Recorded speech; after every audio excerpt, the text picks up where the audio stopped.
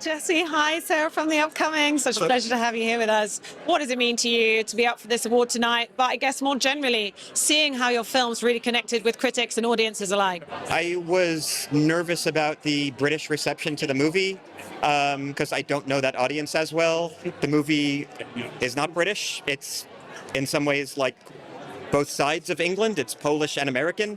I didn't know how the British press, which I respect so much because there's such an amazing tradition of the arts in England, but also, intelligent criticism here. So to be kind of like validated, celebrated, anything like that by the British press has been actually quite the biggest surprise for me.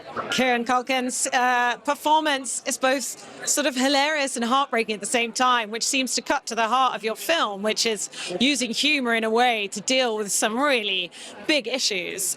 So why is that tone so important to you in a film like this? And what was it like working with Kieran? I was interested in writing a story about, my family's history in Poland, and, for a lot of American Jews of my generation, the Holocaust is something that kind of looms over you, but in a kind of in an unusual way. It's that we don't have a direct connection to the thing, and yet we feel like it's shaped us in some way. So I thought, if I'm going to write about that as a theme, I have to do it in a way that makes the movie seem like something new, something fresh, something I've never seen before that deals with the Holocaust history. So I was trying to kind of figure out a tone and a style and a character and a set of characters that feel fresh. And so the movie a lot of times feels like that Michael Winterbottom movie, The Trip, which is a really funny movie, but then also we go to a concentration camp, and I had to try to figure out how to balance those two tones in a way that felt seamless, feels like the same movie.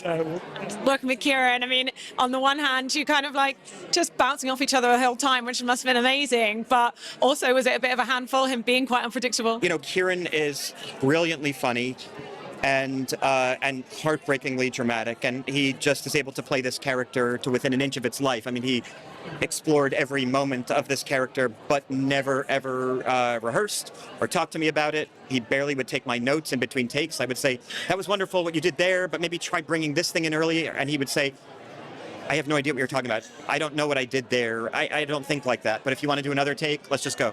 So he was really unpretentious in a way that was lovely and wonderful and low maintenance, but also in a way that kind of kept me on my toes. Yeah, working with Kieran was both the greatest honor of my life and also the biggest challenge, because Kieran is really unpredictable, in a way that I kind of have never seen before. And it's not he's not changing dialogue. He's just doing things and hitting me and grabbing me and kind of pushing me around and making fun of me.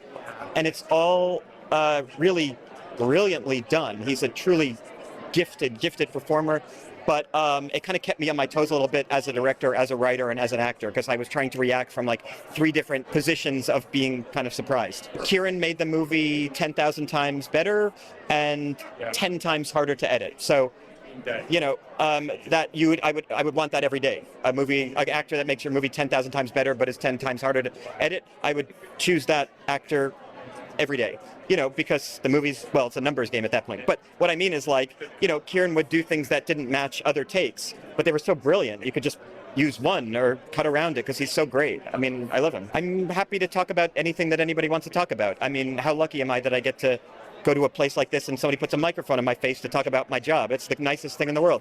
And Now You See Me 3, we finished it a month and a half, 2 months ago. And no, it's just marvelous. I can't wait to be talking about that one too.